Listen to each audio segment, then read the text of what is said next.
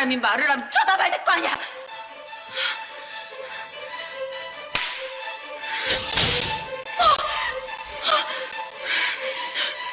거지 같은 년이. 안해. 너 뭐야? 소환사한 명이 게임을 종료했습니다. From my last community post, the highest requested prompt was, why is League of Legends the dumbest drug on the internet? I tweaked my approach to discussing this. I kept the title, but I will be more critical than just applying dumb as the only appropriate adjective to discussing this. So this is one part a cautionary tale about one of the worst games on the planet, as well as an informative video essay.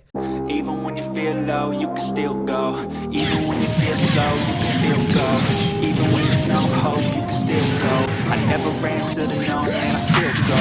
Go, go, go, go, go, go, go,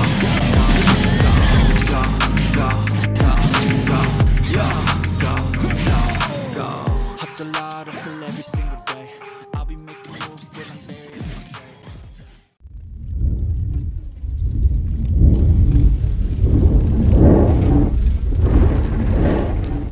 I was at a party sometime earlier this year and someone brought up their interests into playing and installing League of Legends, and my first reaction was something like, when a dad tells a story about responsibility, I was like, okay, I'm being serious. This is not like trying cruisers with shots of vodka or installing Farmville and knowing your mum's credit card. League of Legends is basically street heroin. No! God, please, no! No! It's really addictive. It locks you down, and half of what makes the game so awful is what makes it dumb as shit. So hanging out with Caitlin yesterday. Rebecca, it's not what you think. I won't hesitate, bitch. Be it, League of Legends is 14 years old. It's had a long history as a competitive multiplayer MOBA RPG. It's 2 years older than Minecraft, if you can believe that. So for most of us, it's been around for a fraction of our lives. Most people would have heard of it, but hopefully most people haven't played it. Everything I talk about today is coming from someone who got hooked into the game in high school and has played for over 5 years and continues to play now. So for a multiplayer competitive online game, it's done well, very well, for living this long. It sure has made its mark on e-gaming culture and its own segment of the gaming community. Its story can be summarized like this. The game was released as a free multiplayer MOBA in 2009 that included a character selection element of champions you can pick, ranging from assassins, divers, bruisers, tanks, supports, mages, marksmen, and even Teemo. I'm everywhere. Each champion has 4 skills to max each game, 1 passive ability, and the flexibility of item builds for your specific strategy or gameplay. 90% of the game was held on Summoner's Rift, a giant square island with 2 nexuses on either end of the platform. These were crystals that, if destroyed, meant your team lost. The map is split into 3 roads that were named bot lane, mid lane, and top lane, and the rest was jungle, which split up the game into a 5v5 as it was then and is now. There are objectives that can be taken, such as dragons and barons, that boost your team's power.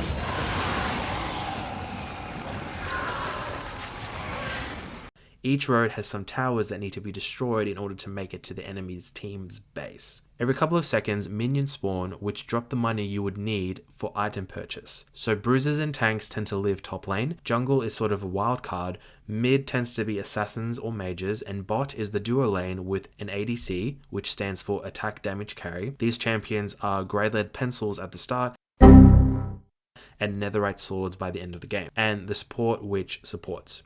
The game's success can be attributed to a lot of things. The game is evergreen for one, as every 2 weeks there are updates and patch notes, as they say. Every 5 to 6 months there's an entirely new champion or feature that makes you learn things all over again. But the real reason, the real theme that adds to its success is the game is addictive as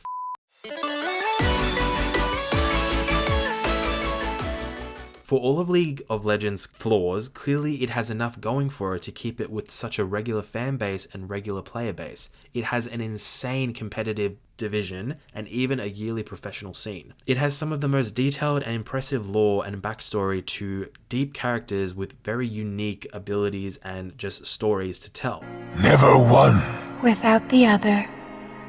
Never one without the other. So the world building is great. It also has produced shows like Arcane and songs like Popstars, which at worst can lure average people into playing the game and at best give some appreciation from a distance. Because League of Legends is still art, and art can be appreciated for what it is. When first playing the game, the experience can be perceived as when you first start learning any new difficult hobby like fencing, piano. There is so much to do, so much to learn and perfect. All the time it takes the average person to learn basic Minecraft crafting can't hold a candle to trying to learn League macro well, intricacies, and insane amounts of gameplay and character knowledge. So because it's such a challenge, it's very seductive. The sell being, well, how good are you then?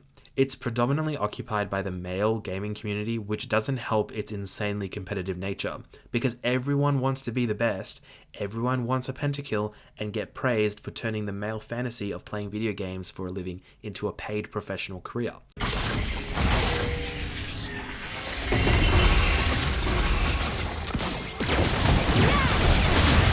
I wanna be the greatest. Everybody on the fake shit. I look around and feel like everybody is the fakest. I make it every day and I'm impatient, hoping one day I blow up from the basement. Statement, the top is so vacant. I don't need shit that I think is amazing. Waiting for my day when I'm playing sold out shows for 1,000 faces. Hey, give me that crown, keep my way.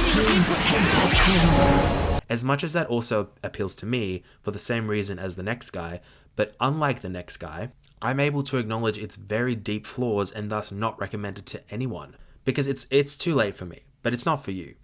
If the community is a bunch of recluses like myself, we want to feel accomplished, and at least in this part of our lives, and the instant validation of winning spikes your brain more than the 10 hours it can take to build the Titanic in Minecraft that only your pet sheep Nigel will see.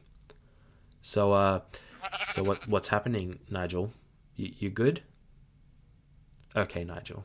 Playing with real people who see you rise and fall in real time is the experience. Minecraft can be so boring when you're doing single player and not broadcasting it to anyone. There is no one to validate what's happening. But in League, you have 9 other people all watching you. When it comes to how complicated the game is, it essentially whispers to you like this. So there are 5 roles to potentially master: top lane, jungle, mid lane, bot lane, support. Each role has at least 30 different playable champions with about 2 new champion releases every year. Each champion has different health, magic resist, armor, attack damage, ability power, and movement speed, auto attack range, to learn a passive ability, 3 basic abilities to practice, and an ultimate move to master. You might be like, okay, I'm not going to perfect each role. That's insane. Okay, I'll pick mid lane because I like symmetry. You also might not want to perfect the roughly 30 playable champions that are played mid lane, because that's way too much effort.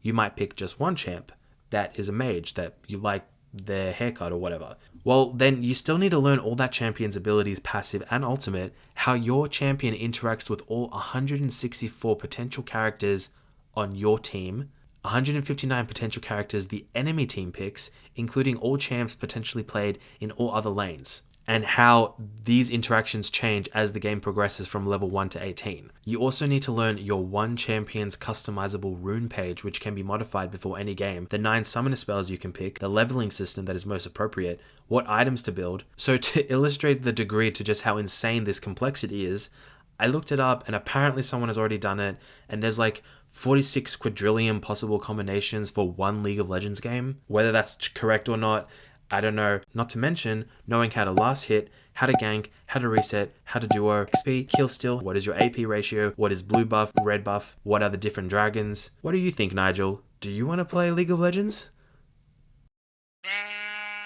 This complexity, as I'm describing it, might be turning you off completely, and you might be thinking, this already sounds like such an awful game, who would play this crap? Well, this is just the mechanics behind it on paper, but like any drug, explaining its chemical components and the how and the why and the what, that is not the hot part. Your carrier for shipping products of Etsy can explain the entire process of delivering your new Samsung Galaxy phone. Explaining shit is usually not the hot part of anything, unless it's the terms and conditions for the UV index in your city.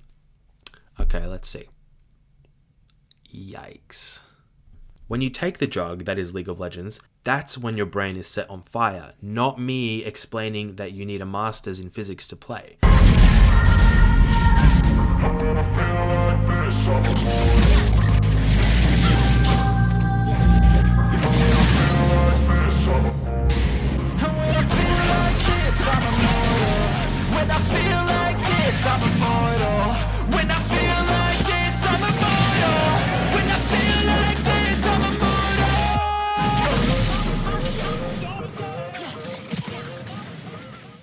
and what is complicated just looks like more dopamine for most men. So what really happens is that a lot of the time, guys' brains see the stimulation and go, stuff to do, yes. Give me purpose. I hate reading. I want more stuff. Give me stuff. So much to do. What's next? With its challenge, the learning curve, a raging competitive incentive, and high amounts of stimulation through anime baiting and Beyblades, your brain actually melts.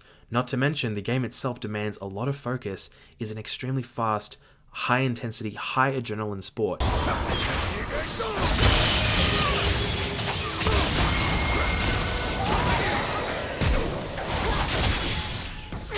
Which fries your brain over time. So you end up demanding more of the same stimulation more aggressively and more often.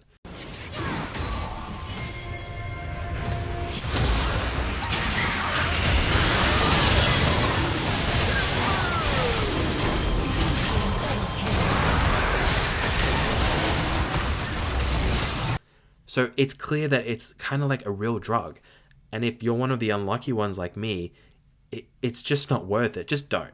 Just don't. So I'm currently in the process of saving up money for a PS5 because I've been starved for those beautiful first-person games that have a story, real growth, and you cherish these moments and then you move on to the next one, like Hogwarts Legacy. I want to play that. Doesn't that sound better?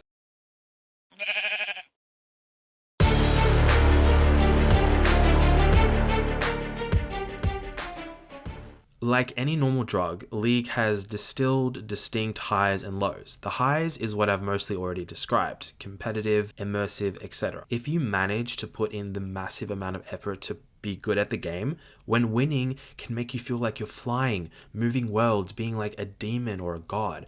Outsiders don't understand the real euphoria League players get from just watching montages of their favorite champion. Better change my mindset, meditate. It's pretty cool that I'm alive and have better days. I could walk, see, hear, I should celebrate. Think I could change my mind, maybe elevate. Living life, every day, late at night, not okay. All I want is, and I pray, all I need are some better days. Yeah, all I need are some better days. Is all I want, and I pray, I believe in the better. And if you have a main or a champ in particular that you like and love, you love their backstory, you love their abilities, winning with them can give you this deep sense of affiliation and completion that you're doing something special, leading to things like commemorative posters, obsession, tattoos, and paying $20 Australian for a digital skin. That's right, $20. Now, what is League's greatest flaw? I can go on the record right now to confirm that League of Legends could quite possibly be the most toxic, self-loathing, and self-hating communities on the entire internet. So aside from the game's supposed golden age near its inception and a generally more fun-based gameplay I unfortunately was not around for, the community has gotten so bad that the developers tried to disable Team v Team open chat to cut down on the raging abusive conduct that runs rampant throughout the game. Not just from team to team, but your own teammates. It's not just casual slurs or rude comments, it really feels like everyone just absolutely hates each other's guts.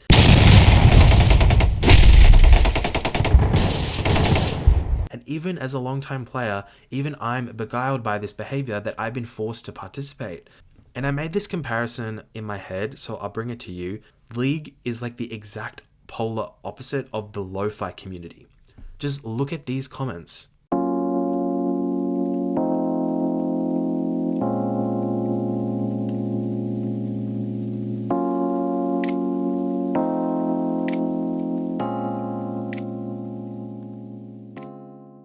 Lofi has like this deep interconnective peace and recognition of all who participate. Everyone feels welcome, and just small comments are given to strangers that they live on different parts of the planet. Instead, League is like,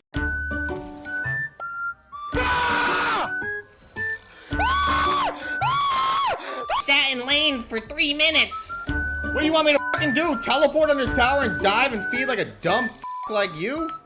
Kill you dumb. Holy shit. I'm so tired of this game. Every game, you go through champion select and you pray to God that your team bans the dumb shit or they don't pick them. So I have a theory of why the community is so toxic and how we got here.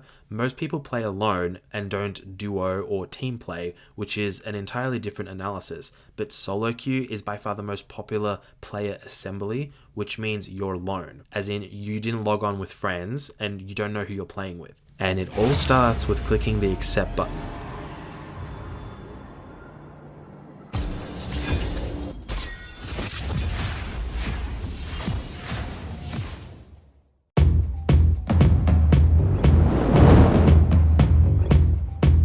The hatred for each other in this community is also largely directed at the company itself, Riot Games. Oh, the rage for the company is real. How? How did they think that was okay to even put it in the game?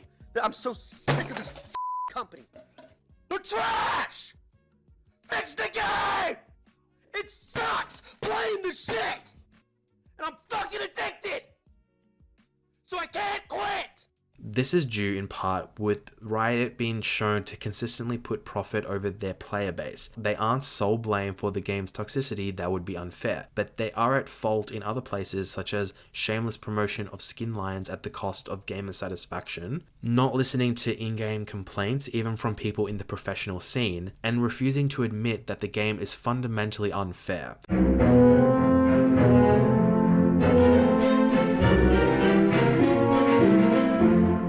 So the game is set to update every 2 weeks roughly with patch notes. These notes alter and adjust various aspects of the game bugs, accessibility, client issues, hotfixes, and most importantly, the champs themselves. Now, Riot prides themselves on making sure all of their champions are fair, because they can pull up hard numbers and analytics that each champion has a win rate within a standard deviation of middle ground, so 50%. They perform real statistical analysis often on the win rate of each champion. Like that's nearly impossible based on the diversity of champions, but they still make that attempt.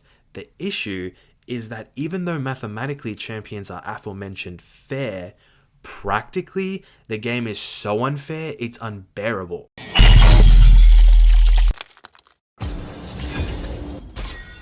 When clicking accept, you are put into selection queue. Usually everyone just selects the champ they want to play or have fun with, but if you pay attention, the higher illos and the game culture in general, 90% of the time, people aren't picking champions to have fun, they are picking what they think will make them win. Champ select, the first part of the actual game, can decide the next 40 minutes of your life because of counter picks. There is nothing stopping someone from counterpicking your champion. If you're forced to pick first, you have to pray the other player sucks at that champ or you ban that choice. Yes, there is an argument that there is no such thing as counterpicks. You can always outplay your opponent through skill and experience.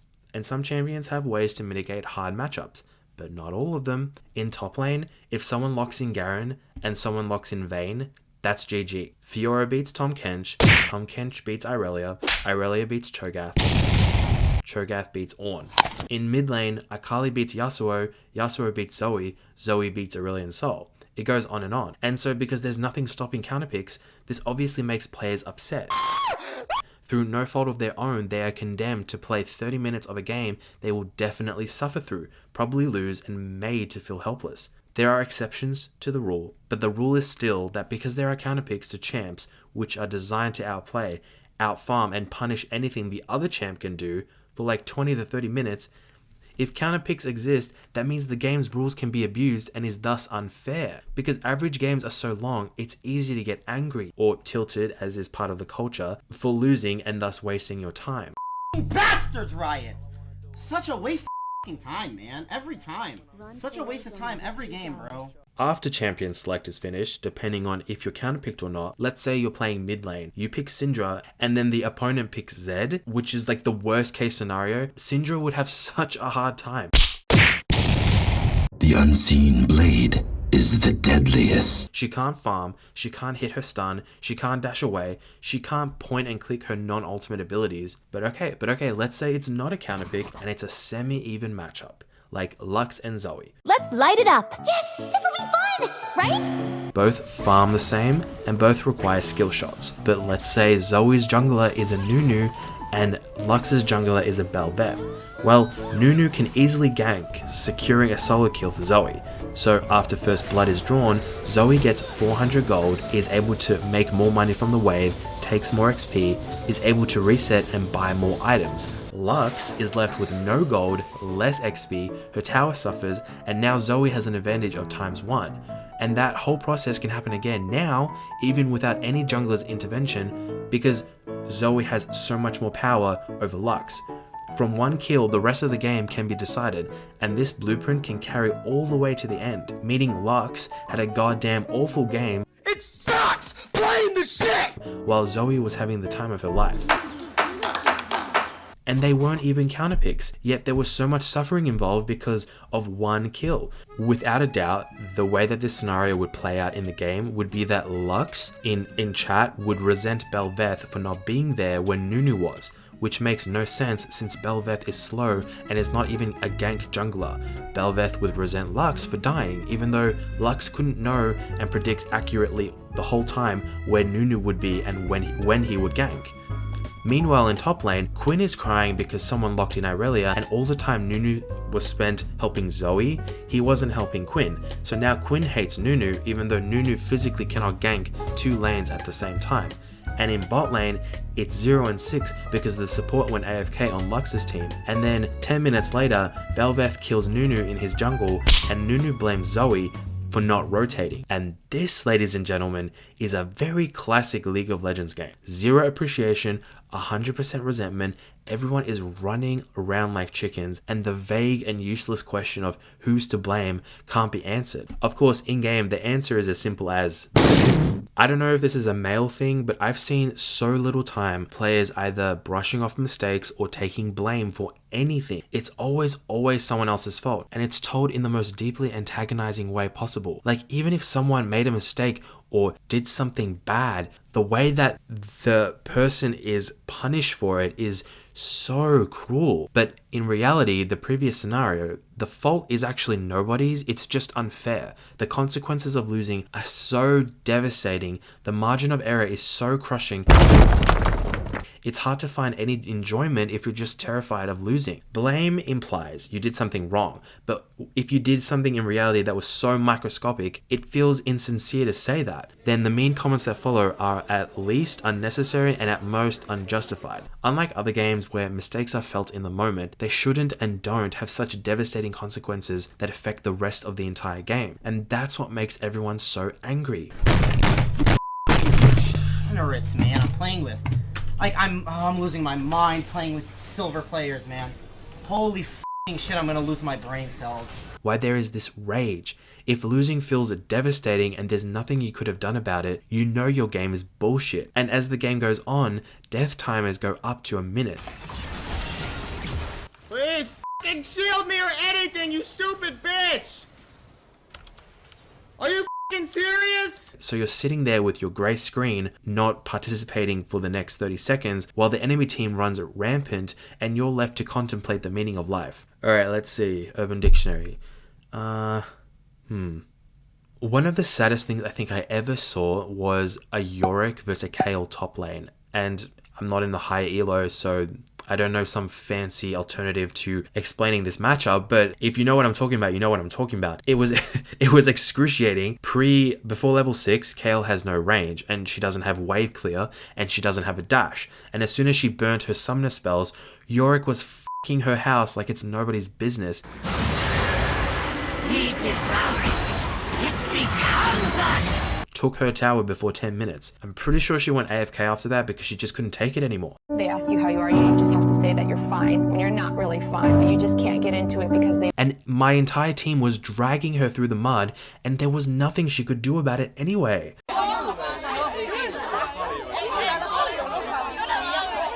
Anytime you die in League, there is so much loss, and the worst part is, your teammates goddamn hate you for it. They will never support you or give you some encouragement, even though it's hardly your fault. What is conflated to this day is that when it is genuinely your fault, that is what is called inting. But inting is so much rarer than the community will admit. Inting is completely different to just losing or making one mistake that cost you the entire game. And the community to this day can't distinguish these concepts. Inting is when a player voluntarily runs it down, either running directly into the enemy player, standing still, burning flash, or trolling. But losing is when you're unlucky enough to lock in Syndra against a Zed, and then your team is still confused why you're 0 and 3 at 10-minute mark. The Syndra will plead not guilty and say, well, what could I have done differently? They ask you how you are, you just have to say that you're fine. Nothing. The answer is nothing. But the team will respond with, and a mistake is a misclick or a hesitation. Do you see the difference?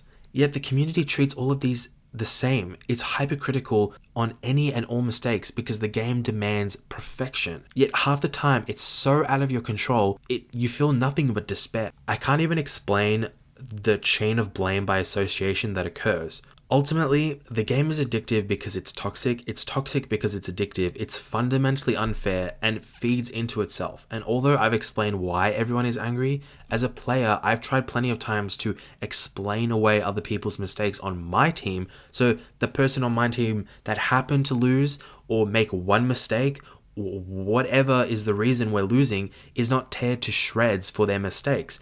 Your team will sacrifice you to the wolves so fast before you can blink. But to this day, I don't understand how it is possible that your teammates condemn you more than the enemy team does when you make a mistake. Could you imagine if any other sport functioned like this? Like, imagine in tennis, in duo tennis, instead of the teammates hitting the rackets together as a sign of respect, even after losing, one guy just fucking whacks the other guy across the face, saying, "You're the worst tennis player in the world."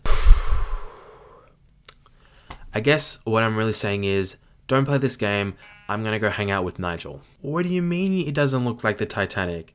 I told you, you have to read the sign.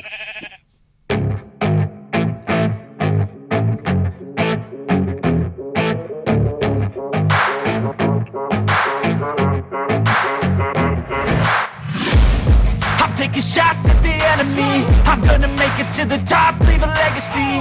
If I got something to say, you better let me speak.